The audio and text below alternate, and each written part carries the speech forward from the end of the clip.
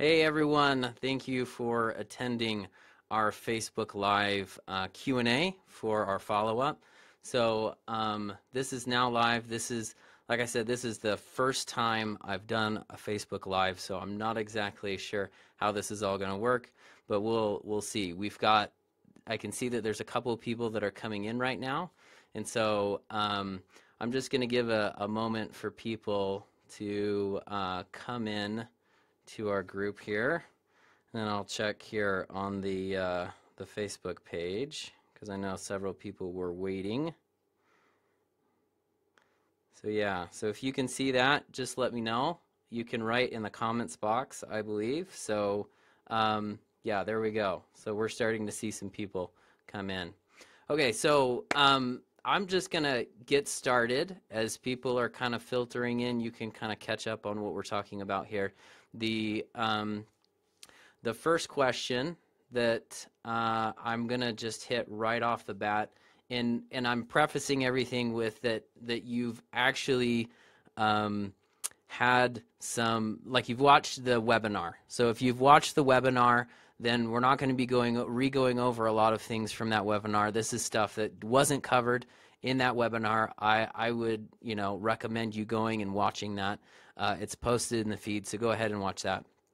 So yeah, so we've got several people in here. Awesome, thank you. So all right, so the first thing I'm going to just kick off with, and it looks like I can see your guys' feeds pretty well. So if you guys have a follow-up question, then I'll try to hit that while we're going through this, okay? So the first question that I have is the current state of the industry, or should I even try? So there's a lot of it's interesting because as soon as I posted that webinar on how to break into visual effects, immediately I started getting posts of people like that you could say they're haters against the visual effects industry. They're in the visual effects industry, they've been jaded, and then they say don't break into visual effects, oh, it's not worth it. And I think probably the reason for you kind of have to take those comments and things that you hear, because Luke here references Hollywood's Greatest Trick, which talks about some of the troubles that the visual effects industry has. So you can look at that, but when you look at people and they're complaining about visual effects, you kind of have to take it with a bit of a grain of salt. And I think what a lot of people's issue is that they don't understand visual effects or the industry, and so they come in with certain kinds of expectations.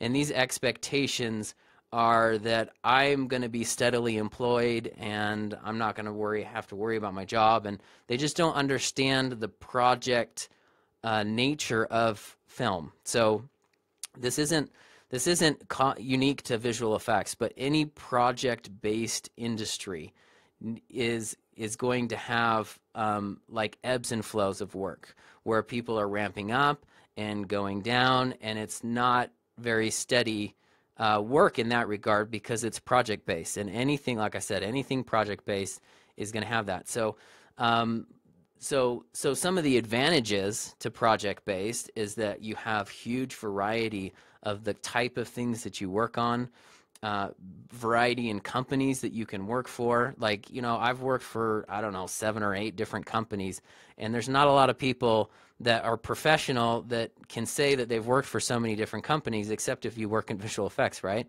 And you have things like overtime. If you're wanting to earn a lot of money, you can do overtime and save up and things like that because of the ebbs and flows. And then when you're done with a contract, you get a break, between contracts typically, where you can take some time off, spend some time with your family, go on vacation or something. So I like that. I feel like I'm kind of like been made for that kind of work, if that makes sense. I like the ebb and flow of work. I like the variety, and so I don't think I could do anything else. So I think people that come into visual effects, they have this idea that they're always going to be taken care of, and the company is going to take care of their needs, which that's really just not the case. That's just not what they're there for. So The some of the downsides you could say is that it is contract based, and then you're always having to look for other work after your contract is end, or looking to re-sign. Healthcare and benefits can be a little bit sketchy depending on the country that you're in, and the company policy and stuff like that. And so sometimes you need to cover your own benefits and healthcare, or sometimes the company will pay for it. But at the very least, you're having to switch, you know, so that can be kind of a pain.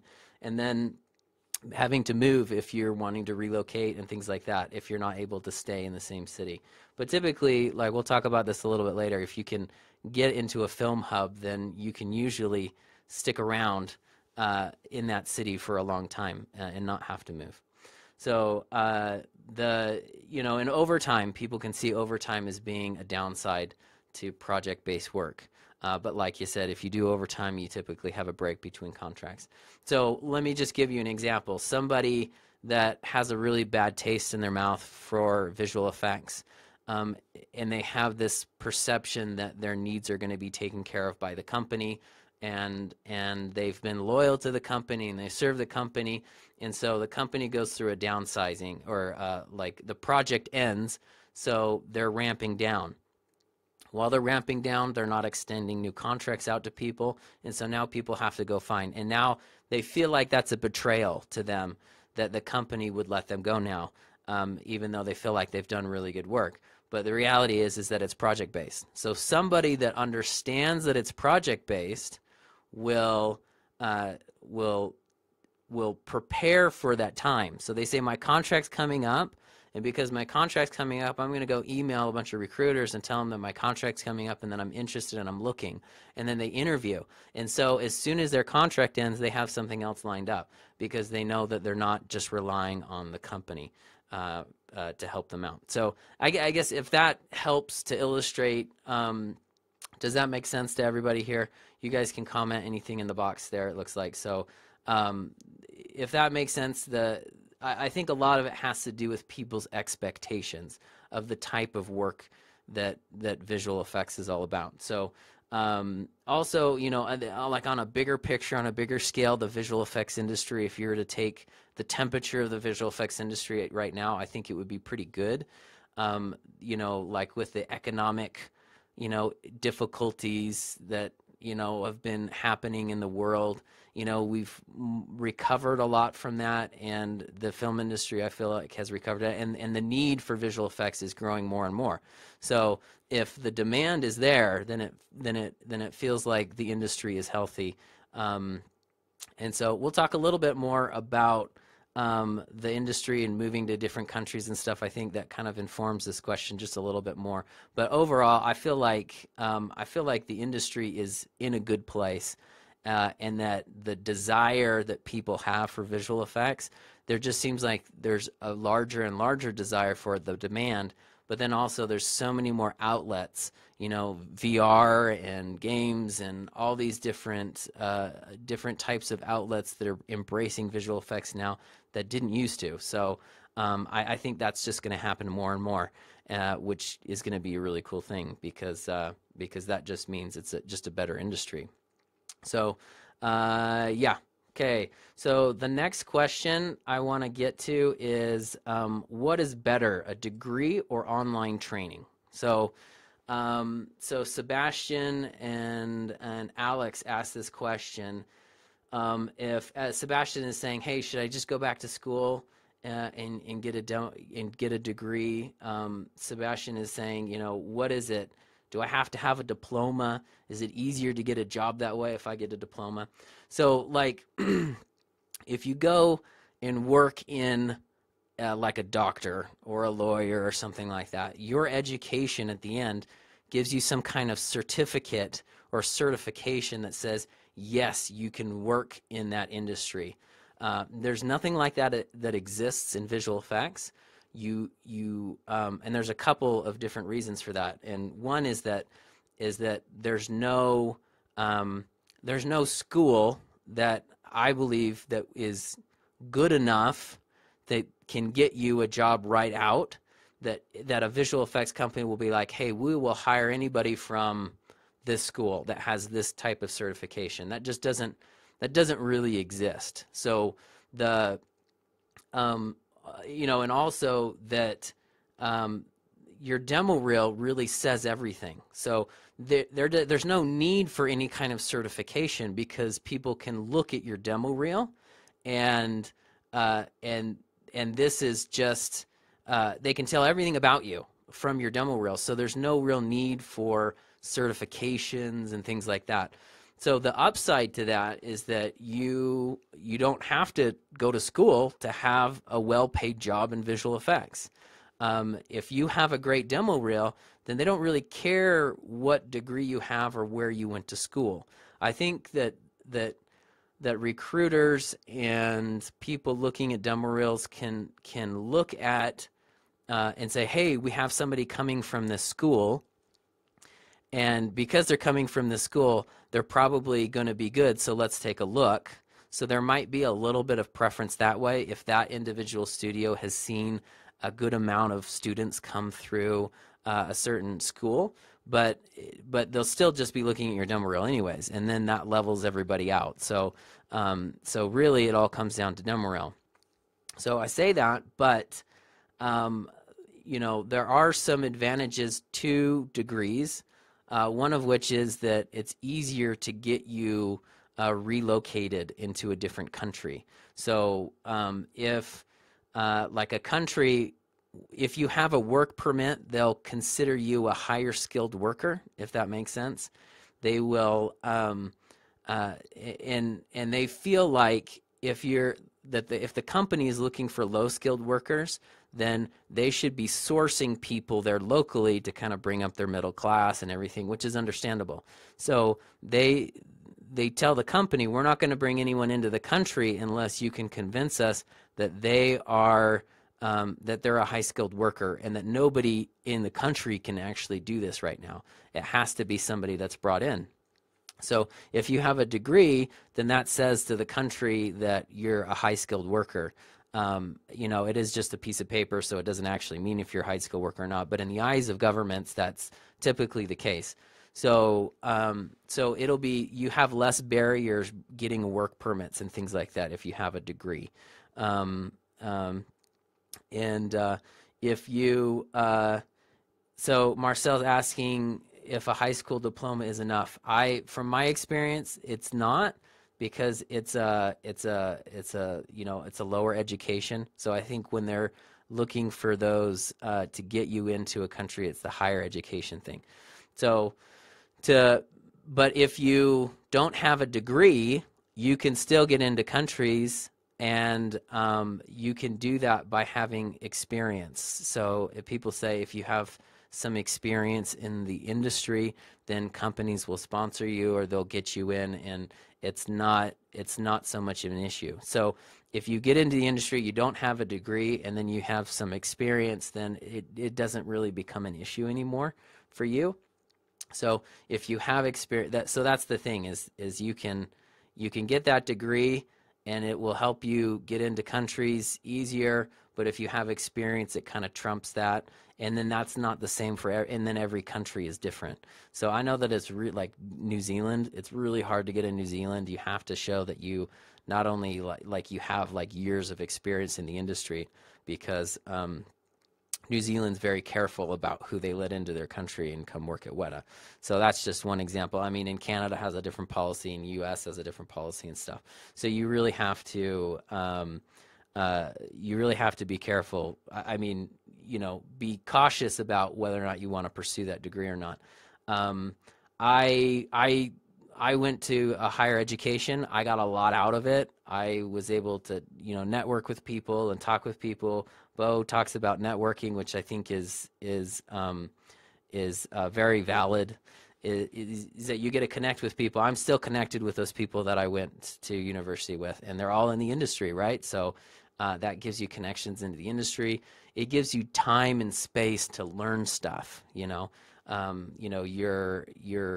You have dedicated time to work on projects, to hone your skills. And so there's a lot of benefits. I wouldn't give away my university education for anything. I think it was really, really good for me. But at the same time, I had to heavily subsidize my education with online resources because my university just was not giving me everything I needed for my discipline for matte painting. So yeah, let's see.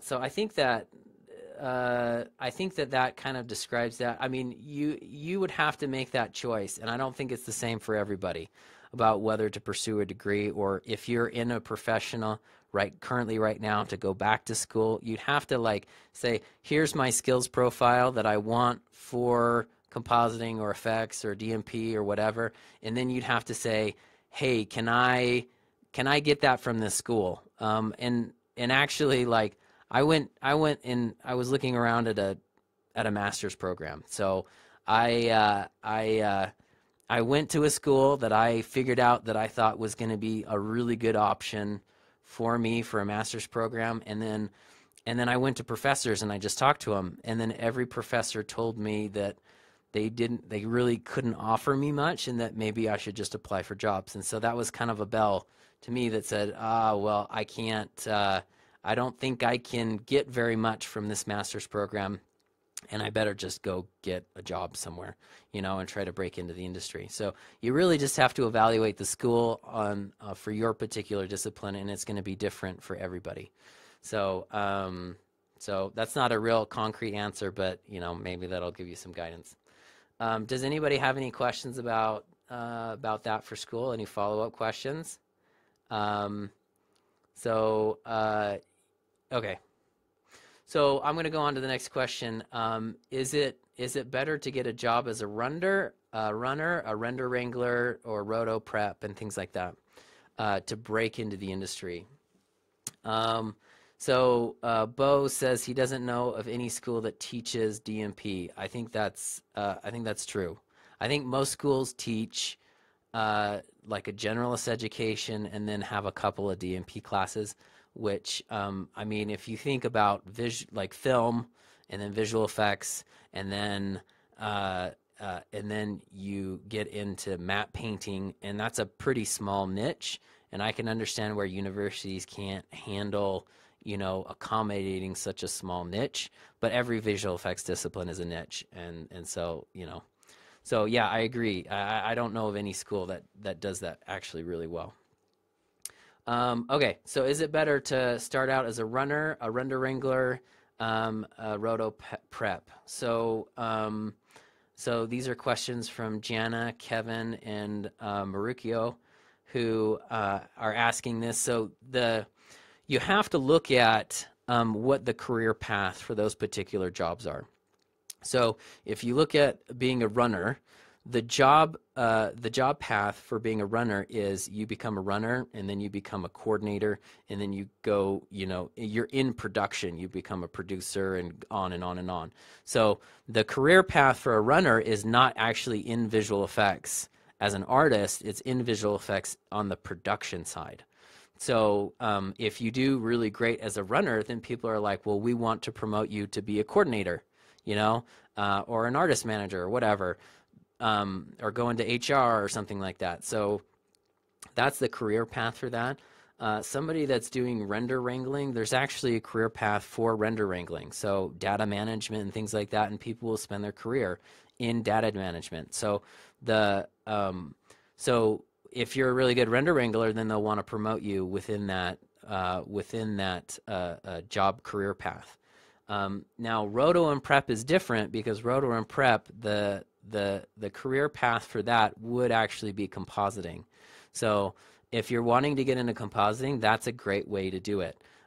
So the challenges, though, that you face are that there's a lot of visual effects disciplines that don't actually have a starter position. So for like 3D DMP, there is no starter position for digital matte painting, unfortunately. So it's difficult to break into those because there's no starter. But if you, one benefit to being a render wrangler or a runner or roto prep, and you want to jump into a different discipline, is that you're close to the company and you're building relationships. So if you're building good relationships, you have a much better chance of getting into one of those other things. But just having relationships alone will not do anything for you. You have to have the work to back it up. So if you're wanting to become a lighter, then you would get a lighting reel together, and you would become a data wrangler, and you would say, hey, hey, and you make relationships, and you say, hey, can I become a lighter? I have this reel, would you consider it? And they're like, hey, we've got a person here. He already knows our pipeline really well. He knows our tools. He has a pretty good demo reel. And yeah, we'll give him a chance, definitely. But just to think that because you're a render wrangler, that they're going to come to you and say, hey, we're going to move you into a different department just because you're a render wrangler would be, I think, a bit unrealistic. And not that that doesn't happen, but the chances of that happen, I think, are pretty small. So, so if that makes sense, yeah. So, yeah, and I think what that does, if you work for these companies in any capacity, then you're increasing the chance for lucky breaks. But lucky breaks, you know, it's hard to predict those, and it's hard to have those things come. So, but you also, like I said, you want to make sure you have that demo reel that you can back up, so that when the lucky break comes, you're like, hey, check this out, I've got work that I've been doing. So and then you could take advantage of that lucky break. Okay, so okay, so next question: learning open source software, is it worthwhile? So Josh asks this question about like having like matte painting, UV unwrap, texture, camera matching, and all that kind of stuff. You definitely can do all those in different software packages, open source. And Luke is asking about working on Blender and things like that. So the thing about open source software, yes, there is a general kind of education that is in visual effects, you know, about UV unwrapping. You UV unwrap in one software, you know, it's pretty much the same as another software, and there's common threads between all the different softwares. So probably, you know, so you have skills that transcend software, right? So what I think open source software is really good for, it's really good for like freelance artists that are wanting to do work but cut costs on software, because software costs are immense, right, to do anything professionally. So if you are doing that freelance and you want to cut costs, that's really good. You just have to understand the limitations of that software, and it's possible that you could hit a wall, and like there's no way to get past that wall because you're dealing with open source software and there's no support, and they will develop it the way they want to develop it, and it doesn't matter what you think, really. So which I guess maybe could be said for the other off-the-shelf software, but they're doing it they're developing it in a way that you know how professionals use it. In open source, they're just kind of developing it on their own kind of plan. So, but to apply to a company with open source stuff on your demo reel, so let me just, I guess, give out 3 scenarios. So like if you had Blender stuff on your reel, and the company says that we're looking for somebody that knows Maya, then they're going to immediately look at you as not a good fit, because they want you to be able to say, hey, I want this person to know Maya, they know Blender, if that makes sense. So let's say that you had some Blender things and you had some Maya things on your demo reel. I think what that communicates to people is that you are you're software agnostic, okay? You can jump between different software and it doesn't matter, which actually is a good plus. I mean, I wouldn't pursue stuff on Blender just to communicate that you're software agnostic, but if you are into Blender and you have your portfolio is made up mostly of Blender, then you can include some Maya stuff to show that you're not just a Blender person. So and that could actually, you're turning that into a plus for yourself. let's say the third scenario is that you have Blender stuff on your reel and it's absolutely amazing and it's stellar work and you don't have anything else. Then what's happening there is that they will assume that if this is their logic that they'll go through. This person has really amazing stuff on their demo reel. They only use Blender. That must mean that they are a Blender fanatic. And so being a Blender fanatic is actually pretty bad. And it's not just Blender. It's a fanatic about any kind of software, because you could be a fanatic about Fusion. You could be, all these software that's not, that's not the mainstream. And because those people, when they get, and I've worked with those people before, when I work with those people, they complain constantly about different types of software. They're very slow to move over and work in the company pipeline. They're resistant, just because they're so dogmatic about their software. And sometimes it's true. Sometimes they say it's so much easier to do this in Blender. Probably it is, because you're working with proprietary software at the studio, and a lot of times it's less functional. But the company's not really interested in nurturing all these different types of software. They've made a decision to work with a software, and if you're going to come work for them, then you work in that software. So you have to get work on your demo reel that is more than just the open source software, to show that you're agnostic to software and that you're flexible. That's if you have a choice. But when you look at it and you're like, I can get Blender for free, but you can also get Maya for free if you get an educational license, and then really, what's the difference? I talk about Maya and stuff, but I don't think Maya is the best software. I think it's kind of crummy, actually. So, and I hope that there'll be other systems like Houdini actually has a much better workflow for how to deal with things, deal with assets on a large scale. And so so you have to be, like I said, you have to communicate that you're agnostic, that you can just jump into any software and you'll be able to be fine. So I'm not a huge proponent of open source visual effects software. I think if it's easy or it has little cost to get a hold of the actual software that's being used in the company, then I would say just go ahead and do it. So, okay, so here's a question that a lot of people asked for, can I work remotely in visual effects? So Matt and you is talking about creating a niche for himself to be kind of like a one-stop shop. Marcel, Joel, Nicholas. So yeah, so there's a lot of questions on this, and I guess I can kind of break this down in a couple different ways. So I think for large visual effects houses, it's very difficult to work remotely and to work on big films, and there's a couple of different reasons. So usually these big companies, they have a lot of people working at these companies.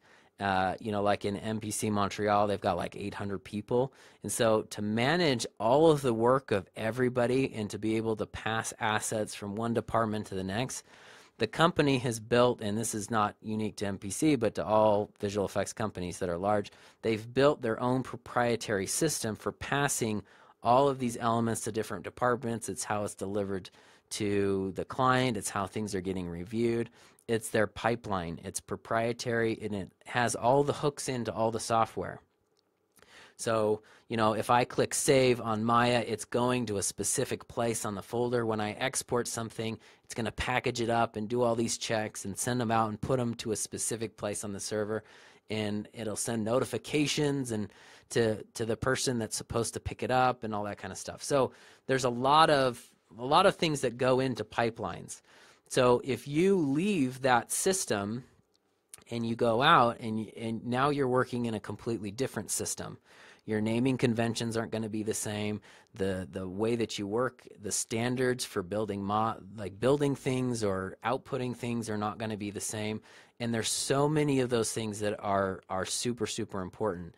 And so if you work outside that system, it's very hard for the company to produce work that is reliable. So like if you're doing work, they can depend on you delivering this specific item on this time frame because you don't have access to the pipeline. So I say that, but you know, visual effects companies used to have all of their every piece of software was was proprietary. Now more and more visual effects companies are abandoning their proprietary software in order to take on off-the-shelf software. So they either kill it or they sell it. You know, Nuke is a really great example. Digital Domain owned it. They developed it in-house. The only other competitor at the time was Shake, and so Nuke comes out and they sell it to the Foundry. The Foundry develops it, and now it's available to everybody. And then Digital Domain becomes a subscriber just like everyone else. So just like they're abandoning their proprietary software and taking on more off-the-shelf software, it's possible that they will do that for their pipelines. So there are more and more companies starting out where their business model is building pipelines for different types of productions and studios. And so if you can get that off the shelf, then that means that, and usually those off the shelf systems that are being developed, they have some kind of cloud component to them. And so you can work remotely. I would see that it would be the smaller studios that have to be on a budget that would do that kind of stuff first. I know like Shotgun and things like that. That's a kind of company that's trying to do that kind of stuff. So so it'll be the smaller companies that adopt it first, and then it potentially could go into larger companies, but those larger companies, they may be really slow to change because their whole infrastructure, everything that they do is built on this proprietary pipeline. So I think it would be very, very difficult for them to change. And that's why you're like, why is people still using Maya? Well, people are still using Maya because all of these studios have all of their pipeline tools built into Maya. So even if there's better software packages out there, which there are, these studios can't move to anything else because it would just be too expensive. So okay, so that's one challenge. So being out of the system, but also there's another thing that actually is more difficult, which is an issue of security. So every time you take something out of a studio, it poses a security risk to the studio, because if that material were to get out and to be leaked, then the client that is hiring that visual effects studio could pull all of their work from that studio. And that would represent millions of dollars lost to the visual effects studio. So the visual studios are very risk averse, and they want to make sure that their content is protected. And if it leaks out, it could be very, very bad for them. So like I said, when you leave the facility, that is risk. If you're sending it, if you're sending it to a different location or back, or if you're physically taking it out of the facility, that all poses a risk. And at your home studio, you don't have the same security that the studio does, and it would be hard for the studio to make sure that your home studio had all of the security, because there's huge IT departments that just make sure that all those security measures are in place. So, and that's not the visual effects studio per se that is like wanting to impose all this stuff. It's the clients.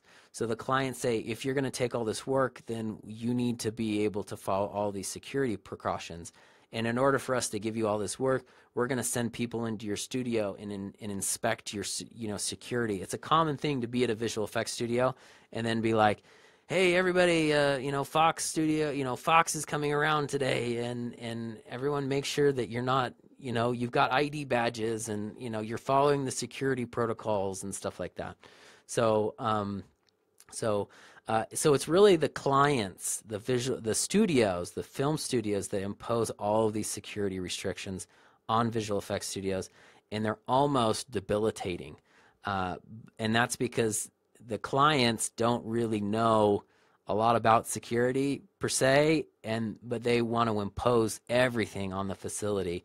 And so sometimes it actually does get in the way. It makes it so that the work is difficult. And that's becoming more and more of an issue. I don't really see in the future seeing a way around that unless these cloud-based platforms have a lot of security features in them coming in the future. So those are a couple of things that can get in your way of this idea that I want to work in visual effects and I want to work remotely. If that's something that you really want to do, then the other options that you have is just to be a freelancer. And if you're a freelancer, then you're not working on large feature films. You're working on smaller budgeted projects, commercials, you know, animations, all this, the smaller stuff that you can do remotely. But they're not interested in you following a pipeline because they just want you to deliver something. And so normally you kind of have to nurture a generalist skill set anyways, to appeal to people. Someone asks the question, can I be a freelance matte painter? And more likely you would be a freelance generalist that could do matte painting, if that makes sense. So I'm saying all this, but I don't actually have experience being a freelancer because I've never done that before.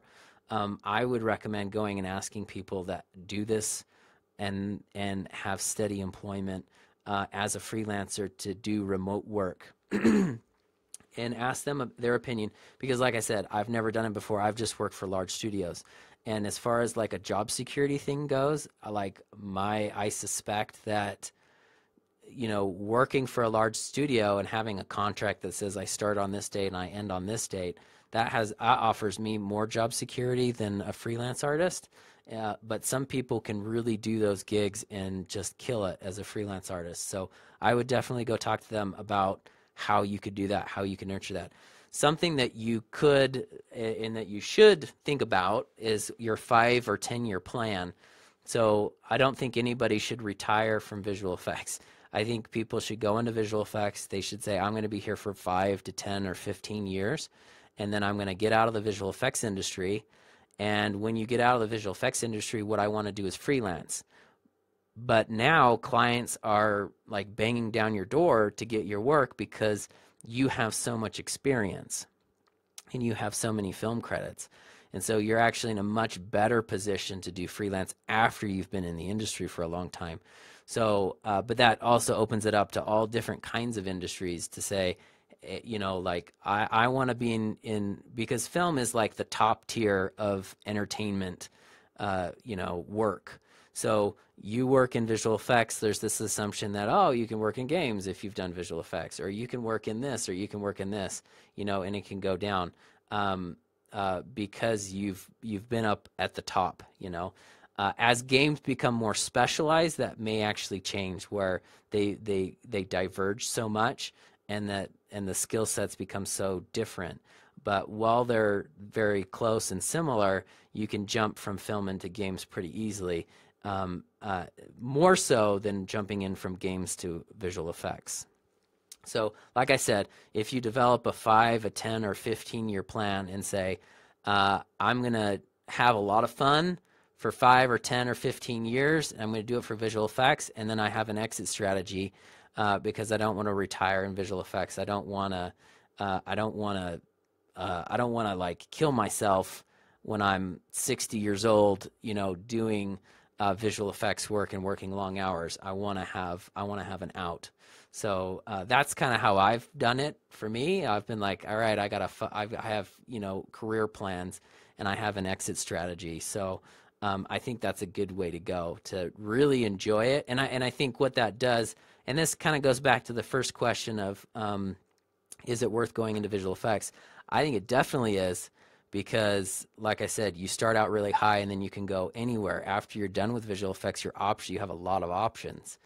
Um, but at the same time, you don't want to be a victim of the visual effects industry. If you're like, I'm going to retire from visual effects and this is where I'm going to be until I die, then oftentimes you become a victim of visual effects and you feel like you're trapped and things like that. You need to make sure that you always have options. I mean, the idea from the 1950s that you're going to work at the same company for 10 years, 15 years or whatever is just not realistic anymore. You need to be able to always be nurturing what is the next step, what is the next plan, what am I going to be doing next, if that makes sense. Okay. So if there's no questions about that, I'm looking and seeing. If you guys do a question, if you can make them rather short so that I can read them quickly, that would be helpful. So if you guys have any questions about what we've talked about, I can definitely come back and revisit those. So the next question is, what do I do if I live in another country? Okay, so this is a big topic, and like Arki, Michael, Mattia, all have this question, and it is a legitimate question. So I guess before I answer that, I can give you just a little bit of context. So visual effects companies, they chase tax breaks. So what they do is the government, that some government somewhere will say, hey, if you come set up shop here, we're going to give you we're going to give you 50 cents back on every dollar. And that's actually what in Montreal and Quebec, that's what it is right now. So film companies can set up shop there, they can film there, they can do the visual effects there, and they get 50 cents back on every dollar that they spend. And so governments do it because they want to stimulate the economy and they want to bolster up, they want to bring jobs, and it has a lot. In Montreal, it's just flooding in with people working for visual effects. And it wasn't that way I think 5 years ago. There was nothing, and now it's totally booming 5 or 6 years ago. So they chase tax breaks. So let's say Quebec all of a sudden says, hey, we're gonna not offer this tax break anymore. All of the studios would leave, and they would go to the next place that has incentives for them to be there. That's why there's not a lot of visual effects going on in California anymore, because California has decided that they're not going to give tax breaks to the film companies anymore. And so a lot of them have left. They go to different countries. They go to Canada. Vancouver was said LA North, was Vancouver. So with companies moving to tax break, places, they also will collect together. So you'll have, like in Montreal, they'll all be like from Montreal, you can walk across the street to Rodeo and to Cinecide and to Frame Store, and they're all really closely packed together. And it's like that in a lot of places in London. It's like that in Vancouver. It's like that. And they do that because it really helps the visual effects studios to have multiple studios in there, because if one is ramping down on their work and then another one is ramping up, so all of the employees of one company, not all of them, but some of them that move from one studio can go into another studio pretty easily. And that's good for everyone. That's good for visual effects studios because they always have access to talent, and it's good for the artists because there's an infrastructure there and you could go work at multiple companies. So so when you talk about, do I have to move to one of these locations, it's really good actually to move to one of those locations for you, because it provides you a bit of stability. Unless you're, there's little sub hubs for visual effects. There's one, the ones that I know about, in Sydney, in Melbourne, and different places like that in Australia. And there's places in Europe that will have little tiny hubs, or you have these little outliers, of one single company that you can go work for in this town, And those can be really cool opportunities too, the little boutique studios, because a lot of them are producing some amazing work out there. So saying that, yes, you're gonna, like, if you're not pursuing the freelance, idea, then you want to work for a film company, then you typically have to get there, and that's important. So so there's a couple ways of doing that, like. What makes it challenging for people breaking into visual effects, if there is not a visual effects presence in the country that you're living, then it's challenging because now you need to go to another country, and in order to go to another country, you need to have a work permit. And in countries, sometimes they have that thing about unskilled workers. So if they're like, hey, if you're going to pull somebody off the street and have them work at a visual effects studio, then it should be one of our citizens. You shouldn't just be bringing in people. That's not really the case, because even as a junior, you have to be highly skilled. So you're not highly skilled, but a lot has to do with your pay. Like countries, if you're not getting paid a certain amount, they can't let you into the country, because those low-paying jobs should go to their citizens. So pay is a matter, and that's connected to your level. Like if you're junior, mid, or senior, then obviously that junior level is going to be a bit difficult as far as how much you get paid. So if that's too low, then the country won't let you in or won't give you a work permit or something like that. I say that as like just a huge generalization because so like every country has a different thing, a different process. And so it's almost not right for me to give you such big generalizations on this, but just I guess take it for what it's worth. So that's something that potentially could be difficult for you. So companies, like also on the company side, they may not be very willing to relocate juniors if you're trying to break into the industry. So because you're getting paid less, you're in the eyes of the company less valuable because you're a junior employee. So they may not be willing to pay for or to sponsor you or to bring you in because of that junior level. That's just another barrier for people trying to get into visual effects. Do people overcome that? Yes, they overcome it all the time. I mean, you go work at a visual effects company, and there's so many different countries represented at visual effects company. Is probably one of the most international industries there are, just because it's the whole world is in these visual effects companies. And so people do it all the time. I would recommend maybe reaching out to people that have done that before, that you can use as a resource to help you out, to help figure out that transition. Another option is to actually move to one of these film hubs, but that can be very, very risky. And if you move to a film hub, then and you've worked out your own work permit and things like that, then all of the barriers that were there in that sense are now removed. And so if you have your work permit in a country, then it's potentially could be very easy for them to hire you. So but like I said, that's super risky because you're moving to a place that potentially is very expensive. You don't have a job, and then you're just kind of like sitting there waiting for a company to pick you up. So like I said, I can't really recommend that as an option, but that is an option. But it has a lot of risk associated with it. So you'd have to have some really solid guarantees, like your demo reel must be like super awesome, but before you even did that, because if you move to a country, that just doesn't mean you're going to get picked up. You'd have to move to that country and have a really amazing demo reel in order to do that, for even for that to work. So if that makes sense. So what is your favorite city? I would say, so Nikki asks what my favorite city is. I would say Sydney by far. Sydney is amazing. So me and my family love Sydney.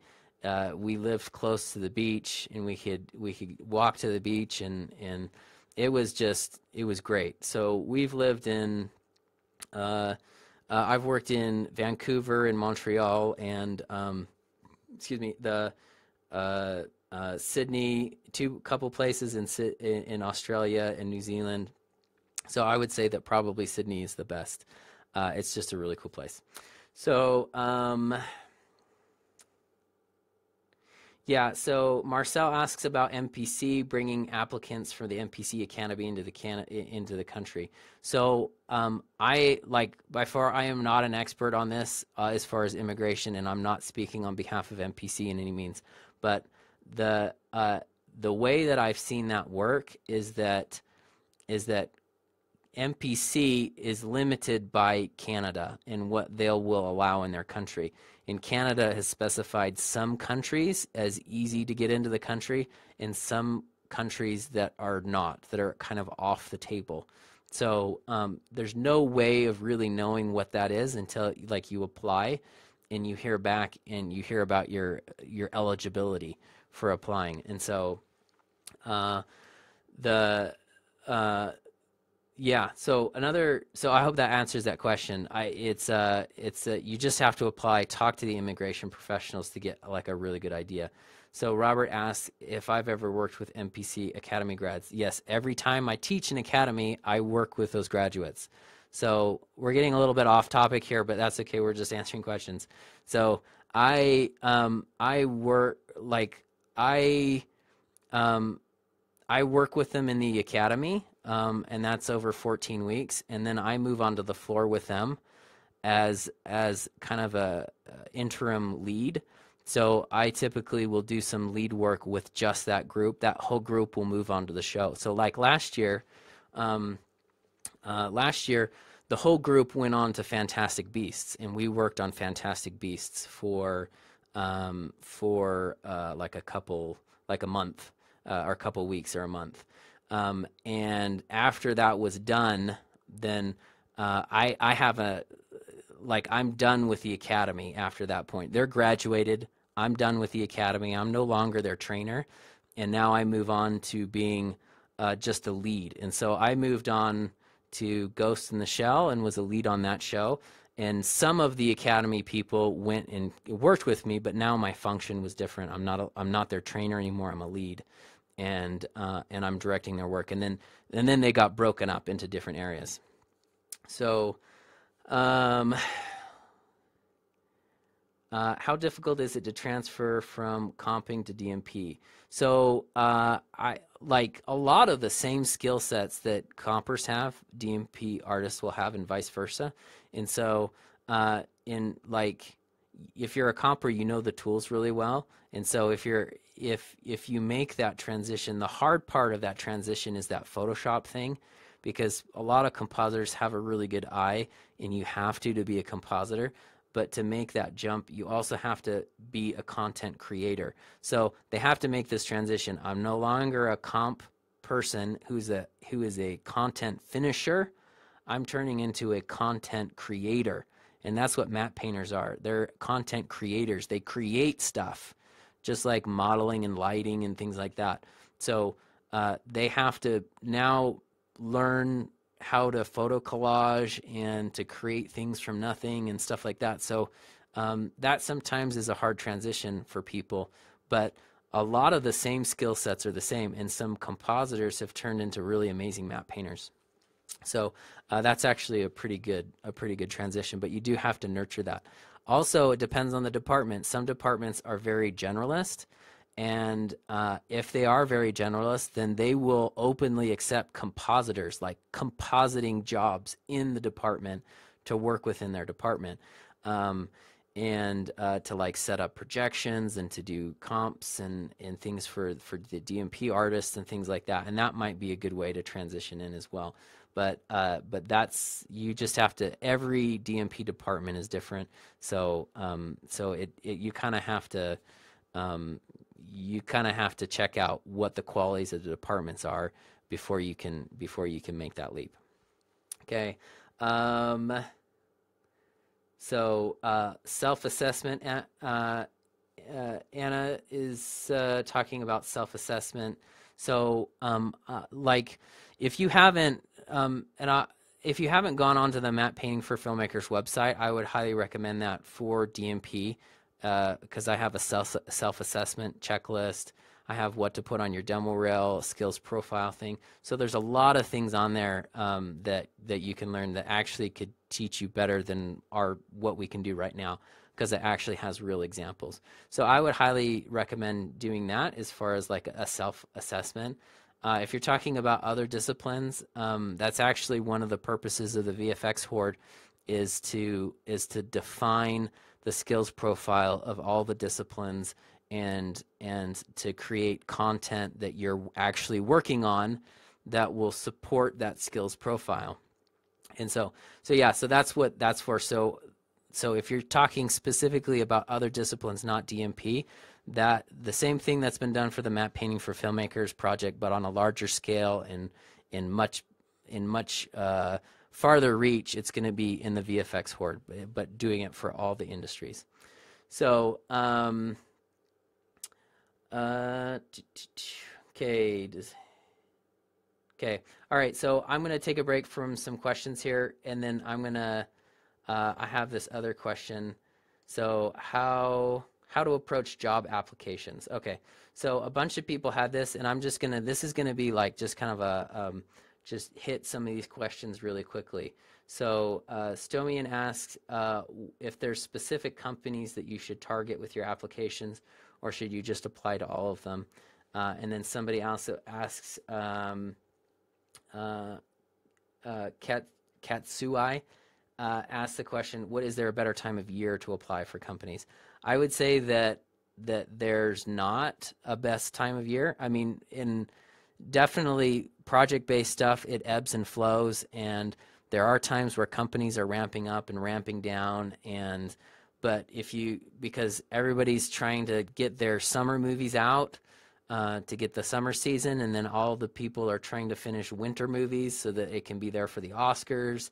And so all year round, they're kind of looking for people, but then like one company that's working on a film could be contracted to work only 3 months on a film, and another company that's working on the same film could be contracted 6 months.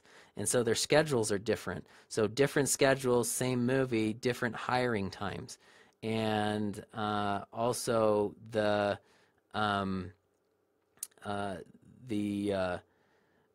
so there's different seasons, but then where was my train of thought with this? So really there's not any really good time of year to, like, it's if you're in need for a job, then I would just apply to every single company. And in doing that, going to every single company makes it so that you have multiple offers potentially. If you have two offers, that's awesome, because then you can leverage those offers against each other, or you can really just kind of pick which one that you really want. So I would encourage you to apply all the time to every company, and there's no better time of year. Okay, so Francisco asks about a junior salary. So I think junior salaries, the thing about film companies, they are in different countries, but it seems like their local currency. So like right now, US and Canada, the Canadian dollar is like 73 cents for every US dollar or something like that. But like a company in the US would probably pay you the same dollar amount that they would in Canada, even though the exchange rate is not the same.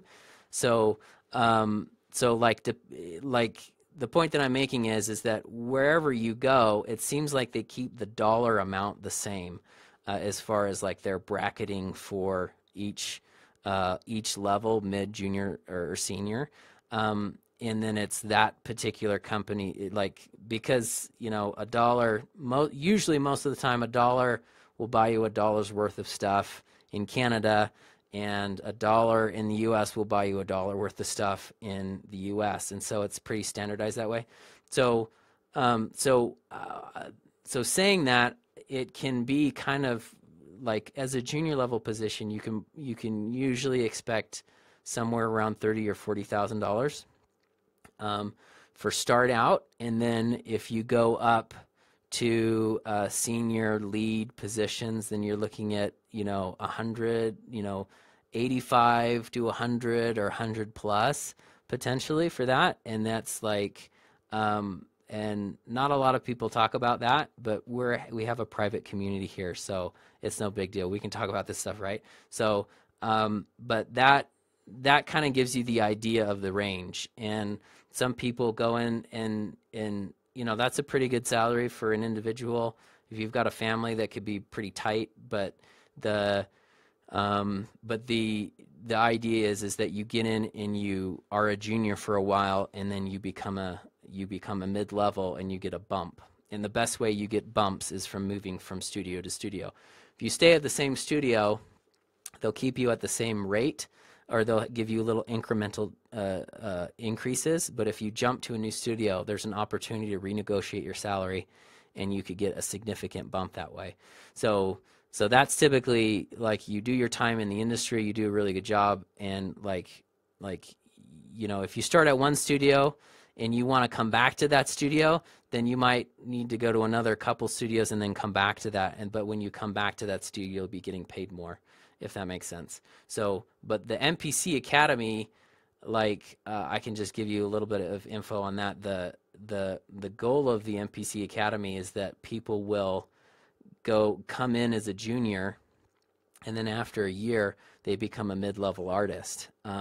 That's pretty hard to do, but it's definitely doable with a lot of work. And actually MPC has the opportunity for doing a good amount of overtime on some films. And so if you are a junior and you are working a crazy amount of overtime all the time, then you get more experience in 1 year than you do other places, if that makes sense. So you get a lot of experience really, really quickly, and you could get there. And from this last academy, there's a good chunk of them that have actually gone into that space. So who have definitely are performing at a higher level than a junior level at the end of a year. So that's kind of the thing with that. Charlotte wants to know about the most common mistakes people make when you're talking to a recruiter.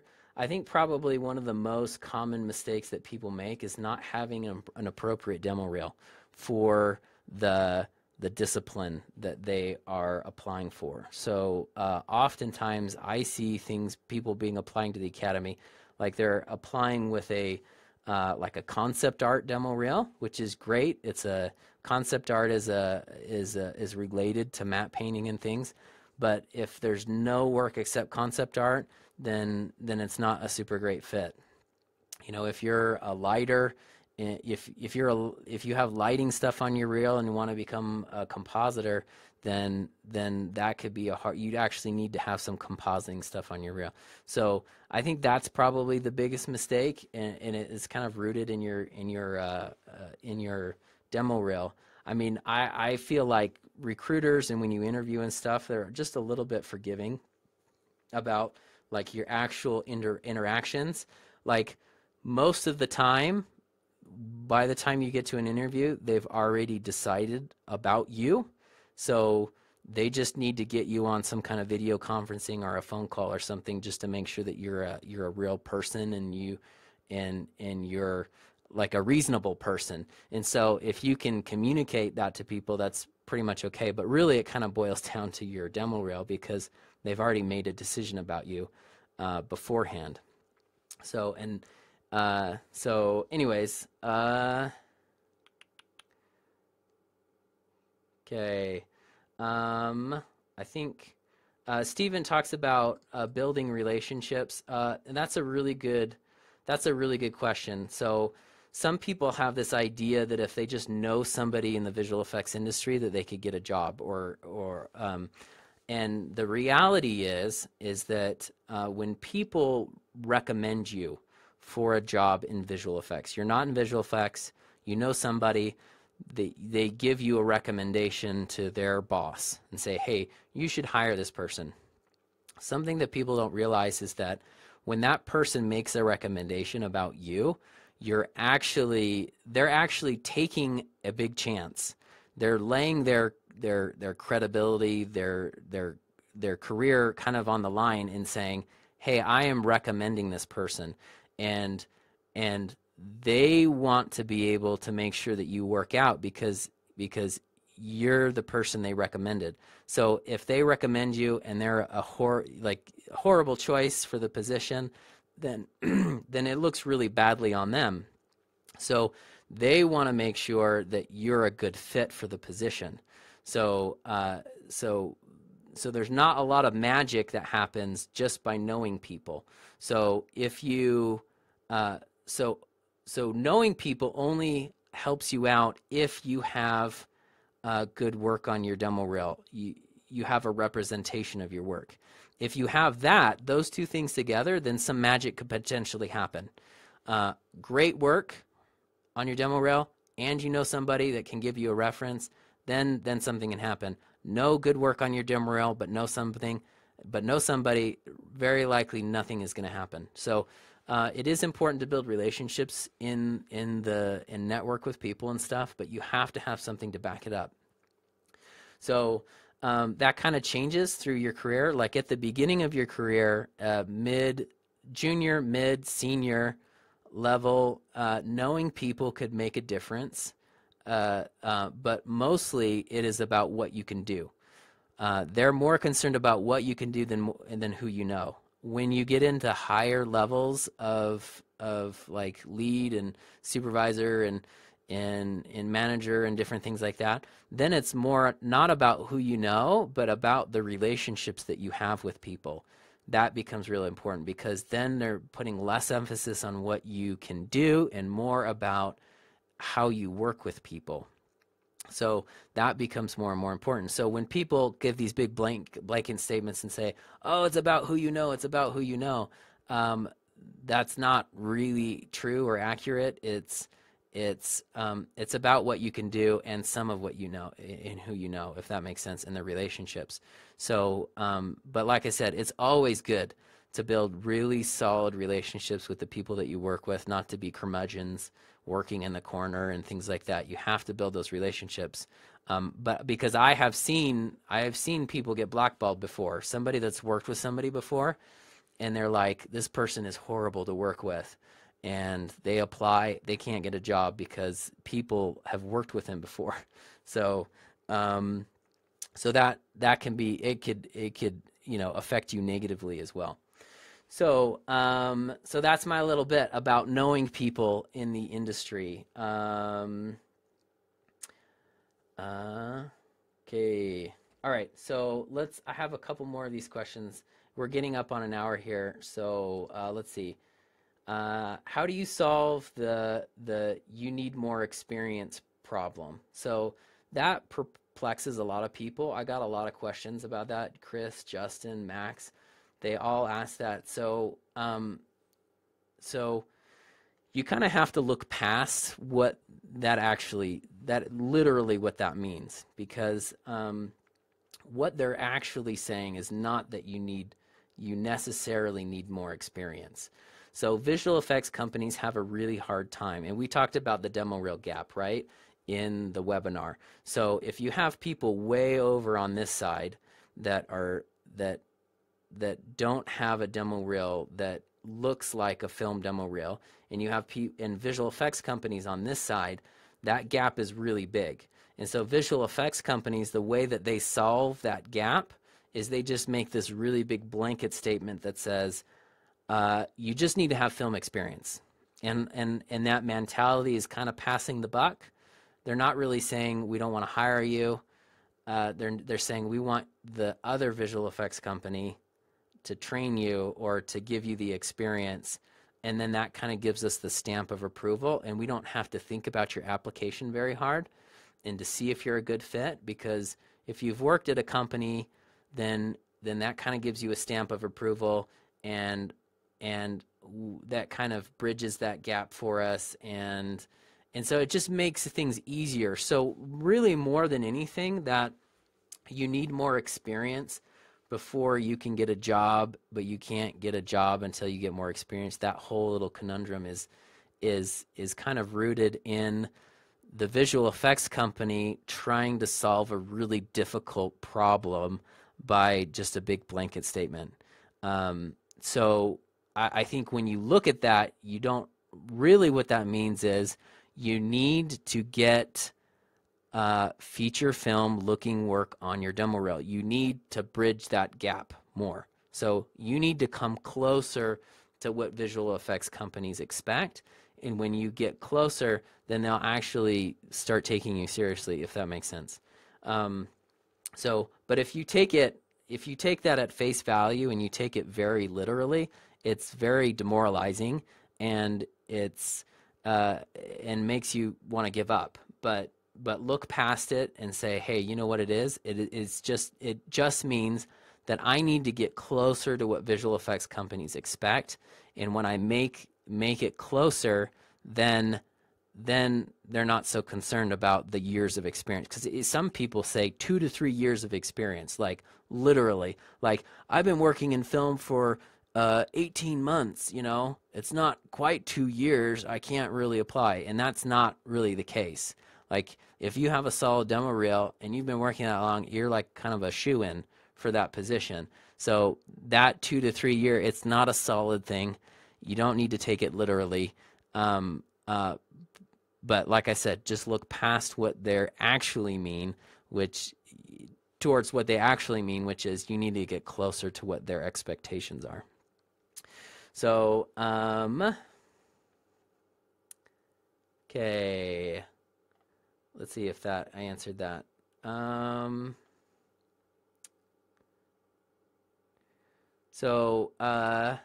Okay, so next question, how to jump industries from animation to commercials, or animation to live action, or commercials to live action. So there's kind of an interplay between animation and commercials, which is pretty interesting.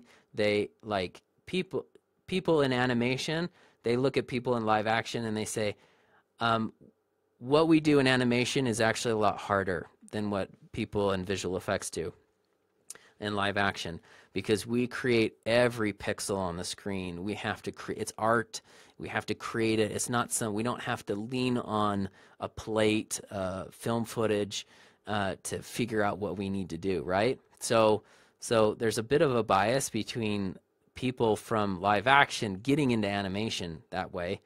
There's also a bias the other way. So live action people will often say, people in animation, they're just drawing cartoons. This is what we're doing is real life, and you have to match a plate and match lighting, and it's very hard to do. And so even like they are related industries, but you actually need to have, there again, we just keep talking about every answer seems like it has to do with demo reel, but you have to have related work on your demo reel. So if you're in animation, then you need to have some representation of live action work on your demo reel.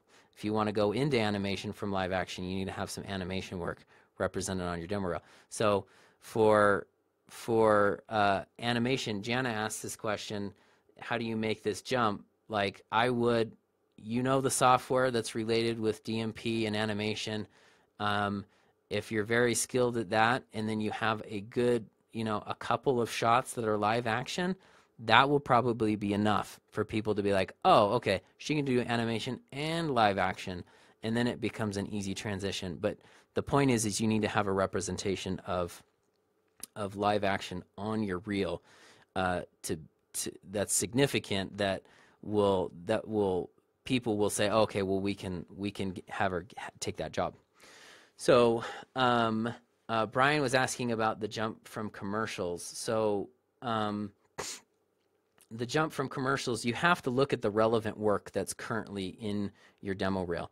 Like motion graphics and things like that are not going to be relevant for live action work. So you need to go through and pick out, slim it down to what actually would look good on that applies to live action, and include that stuff.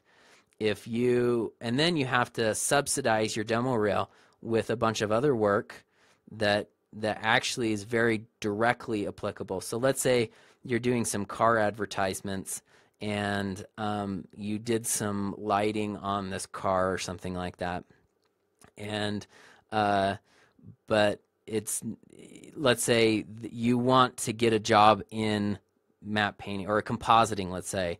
So you did some lighting and some generalist CG work on these commercials, and you want to get a job in compositing.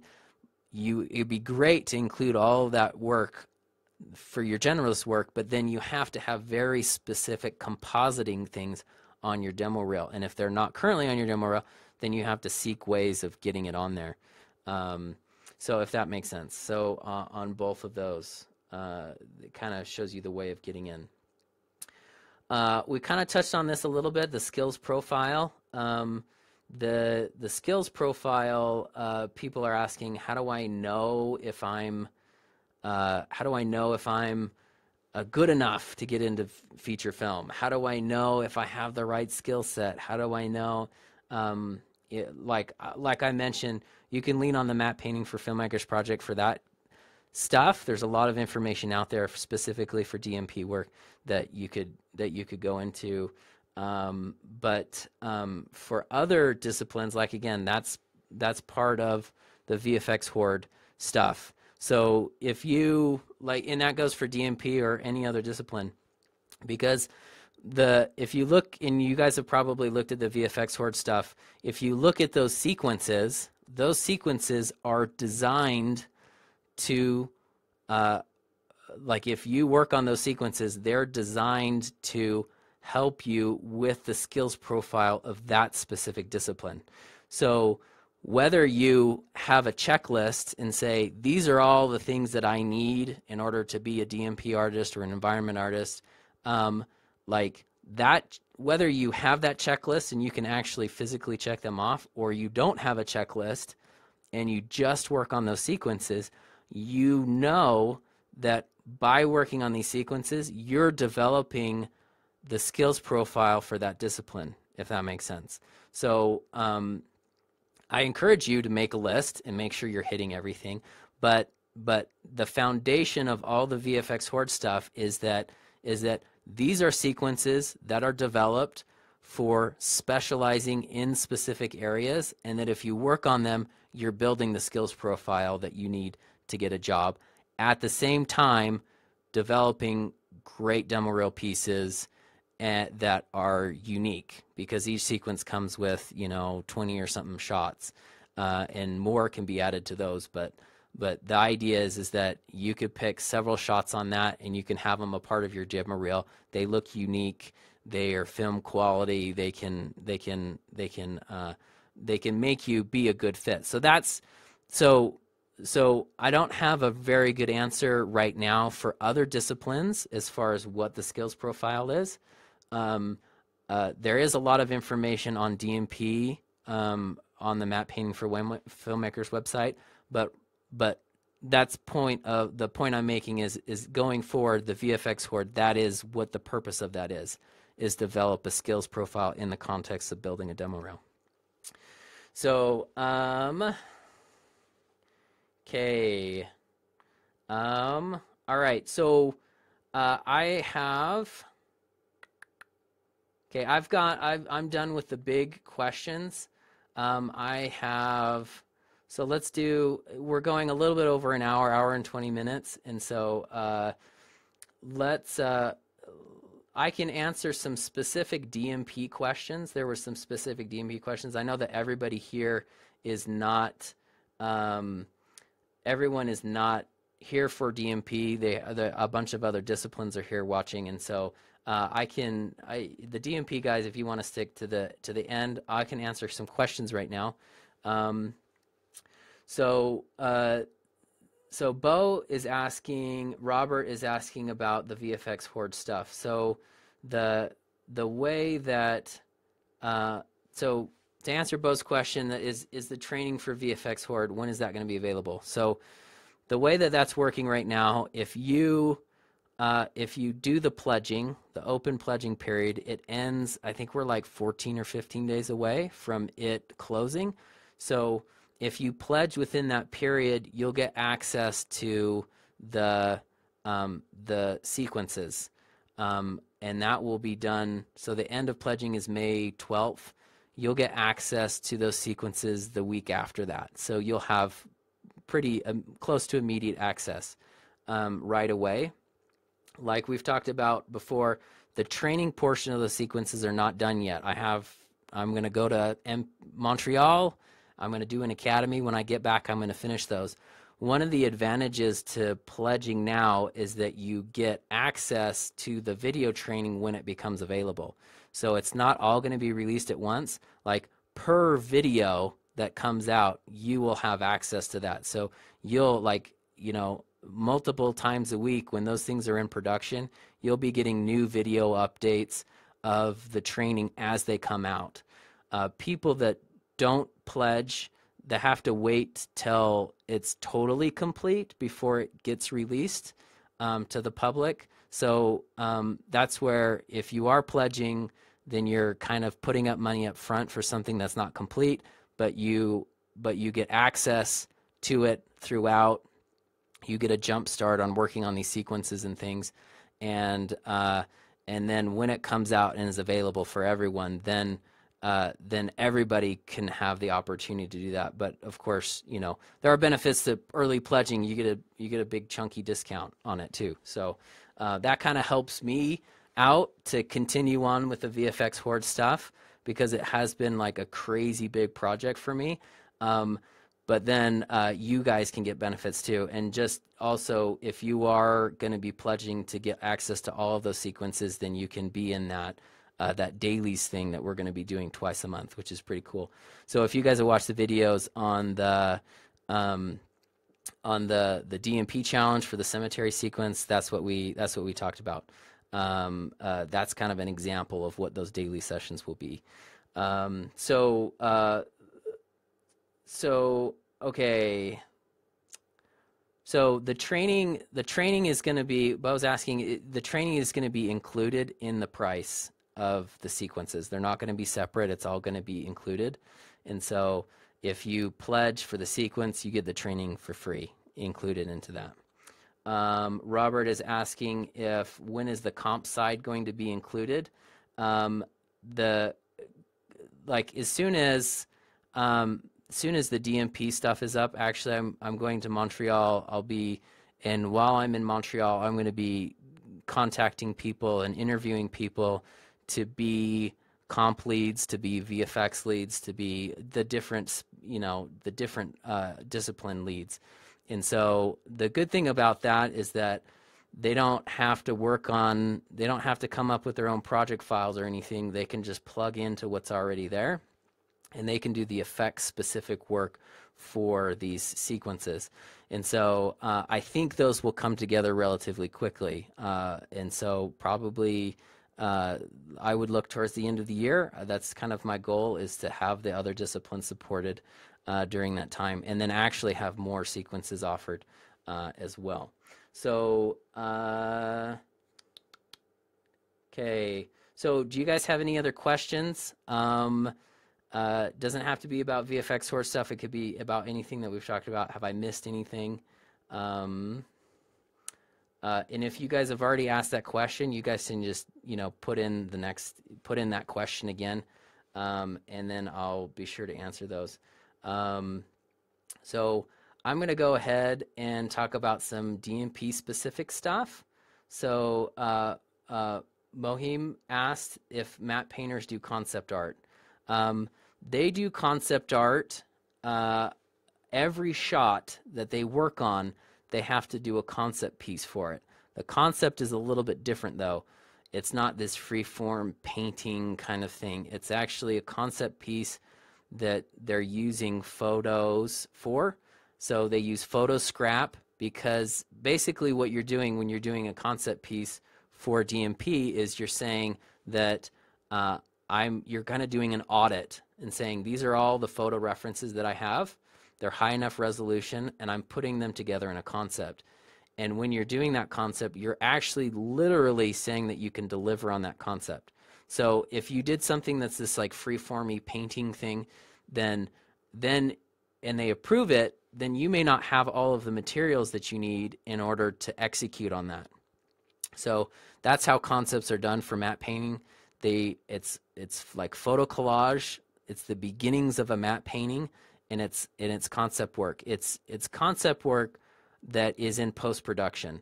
There's other kinds of concept work that is pre-production that happens a long time ago.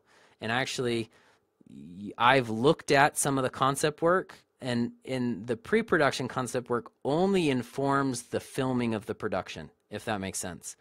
Once they've filmed the production, they don't really look at concept art anymore, because it's already been filmed. And so now they need to have concept art created that's going to work specifically for what they have in that, for these particular shots. And so you're doing post-production concept art, if that makes sense.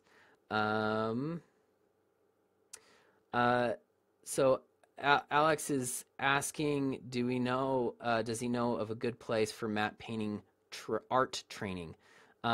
Like, there's a lot of good Gnomon stuff. One of the next courses, like, that's going to be coming back when I get out from Montreal is specifically going to be for matte painting art training, which is also going to include a lot of the technical stuff, like color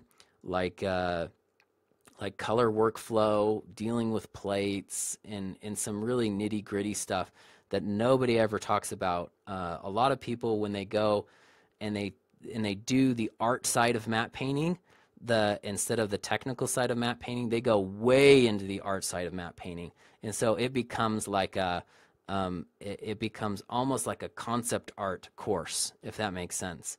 And they don't get into any of the technical things that needs to be included. And so the course that I would be creating for that would be the artistic, but also very heavy in the technical stuff that nobody ever talks about.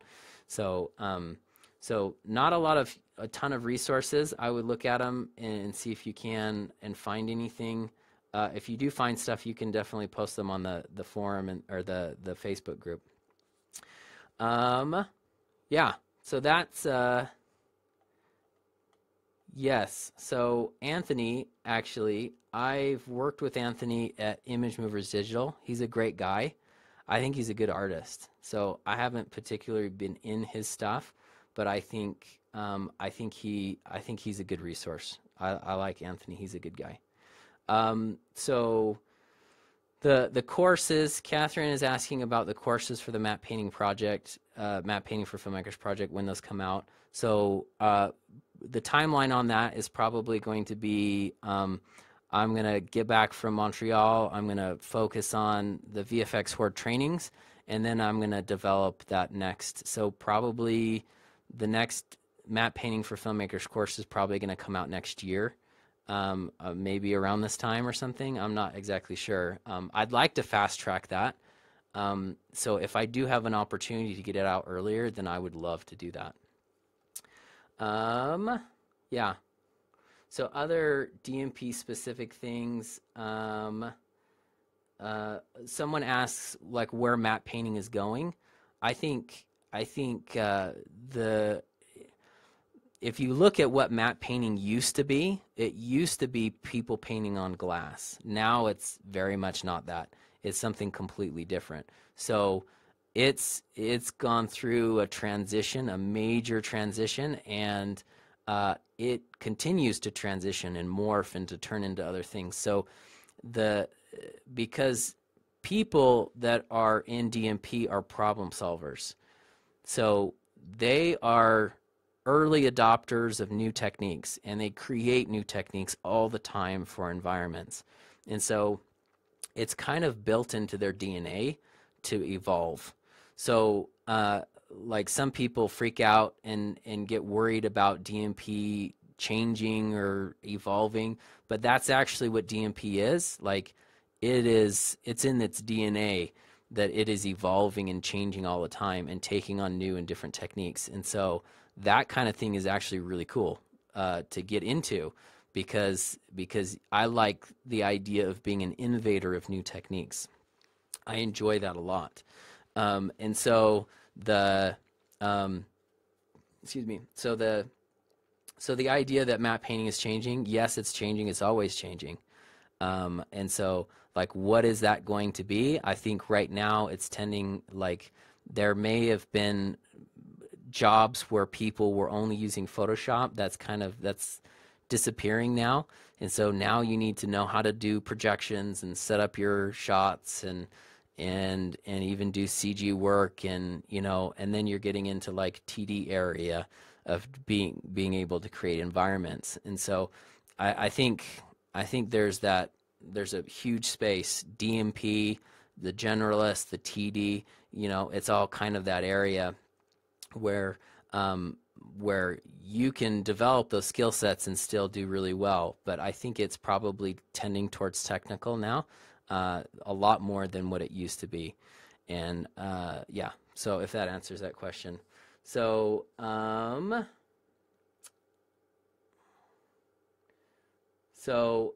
in the academy, will we talk about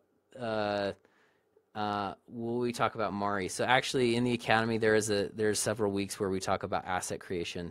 And so when people go into the academy, often the first thing they do when they get onto the floor is asset work, because at MPC they're also creating assets in the environment department. They do have a Bangalore facility that's doing all the hero stuff, but like everything that's being used in map painting typically is being created in the department. And so yeah, there's a lot of training and things that go along with Mari, and there's a lot of people there that actually know Mari because that's kind of their go-to tool. That's what Alex asks. So anyways, I think maybe like 2 more questions. Somebody asks about game engines, like the future of game engines. I think eventually we'll be there. Like we're not really there yet, but as far as a career path to be like, I'm gonna learn Unreal Game Engine and I'm gonna get a job in visual effects, that's probably not gonna happen. I think when visual effects decides and comes up with solutions about how to use these game engines, then they're gonna be like scraping game companies to come in and work for them. So I think when it does happen, people currently in games that's their career will get pulled in. But to say, hey, I'm going to work in games and then get a job in visual effects because I've worked in games because I know the game engine, I don't think that's really going to happen. And things change all the time. So, Bo is asking some of the tools that we can use for juniors. So for the academy, it is Photoshop, Nuke, Maya, and Mari are the software packages that we're really concerned with. Other software packages that are good just as your general skill set, like is some things that are more technical, like Terrigen, SpeedTree, the PhotoScan, different, anything else that ZBrush, Modo, all these different packages that can help you create environments can definitely help, because in a lot of ways as a DMP artist you're a generalist. So knowing the variety of software is really good. But like specifically for the DMP Academy, and I think as a junior at least, it would be Maya, Nuke, Photoshop, and maybe some Mari. Specifically for MPC, Mari is important, but maybe not necessarily for other companies that are looking for DMP artists, that they're looking for Mari. So Paul is asking, what kind of 3D modeling skills do you need for DMP?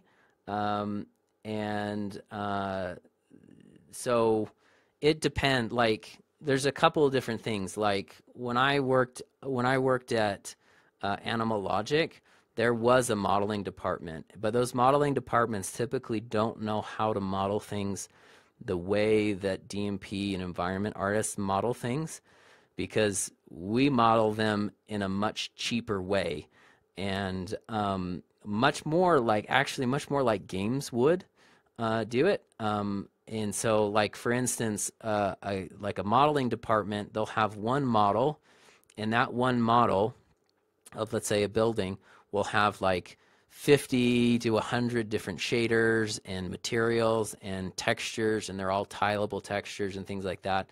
And that is super crazy heavy to render. And so to put like thousands of those buildings out there and actually render them, it's not very realistic. So the matte department, like when I worked on Great Gatsby, we created all of our own models.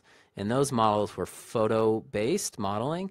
So that's where you project the image of the facade of a building and you model up underneath it, and then you bake the texture into the model. So it's a kind of a different, it's a very different workflow, but what that gives you is a very realistic textured model with very low poly count. And to try to get modeling departments to actually build things to spec the way that you want them to build them is like super crazy hard. So that's why by default you will, like, the department either in a very structured way, for like from the leadership says, this department we are creating models for ourselves, or they say we are going to create the spec for how these models want to be built for us. Or you're yourself as an individual, you're like, I need a street sign right here, or I need a, I need a building. And so you just go through and you build a building yourself so you can stick it on your own matte painting. And so you're like I was saying before, as a matte painter, you're a content creator. That means that you're creating, and the way you create those could either be with photos or it could be with 3D. So if you create them, then you can use them in your matte paintings, and that's always a good skill set to have, is to have the Photoshop collage and to have 3D work that you can actually put into matte paintings. So so that's a good question. So yes, if that answers.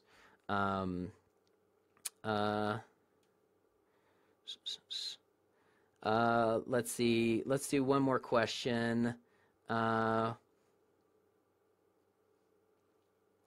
So Catherine is asking, if you were to get into the Academy in Montreal, would it be preferred that you work your contract in Montreal? So I guess just a little bit to clarify for the MPC Academy, if you do sign a contract with MPC for the Academy, you're actually signing a working contract for MPC for a year. You are actually an employee of MPC for 1 year, and you just the first part of that contract is the training portion. So you have to be able to graduate from the Academy in order to finish your contract, but you have to, but you are actually an employee. You are working as a junior in visual effects when you get into the Academy. It's paid. You get trained and you get paid to do it, which is pretty cool too. So anyway, so I think we'll wrap that up. I wanna thank all of you guys for coming and having such a thirst and a desire to know these things and to learn about them, because I think that just you guys being here and participating and learning this stuff, you guys are already setting yourselves up and above other people that are trying to get into visual effects or to try to get into the discipline in visual effects that they want to. So I applaud you for your efforts, because really it's like you just have to put your heart and soul into it in order for you to realize your career in visual effects. But I can tell you that it's 100% worth it. Super awesome. I love visual effects. It's the best place to be, and I'm maybe a little bit biased, but I love matte painting because of the variety of the work, because so much of your work is shown up on the screen, and you can point to it and say, all of that is mine. I've done that. So it's pretty cool. It's pretty cool to be like that. So like I said, I want to thank all of you guys. You guys are awesome. And just a little bit of a plug, just make sure that if you guys are interested in the VFX Horde stuff, that's kind of the big thing that's going on right now that I'm working on. So if you guys are interested in getting access to those sequences and start building your demo reel right away, then go ahead and go over and pledge, make one of those pledge levels so that you can get access to that. And then, like I said, the training will come out after I get back from Montreal, and you'll get, you know, a slow drip of all of that training as it comes out, which is pretty cool. So anyways, thank you guys. We'll talk to you later. We need to do this again sometimes because this is pretty cool. So, all right, talk to you later.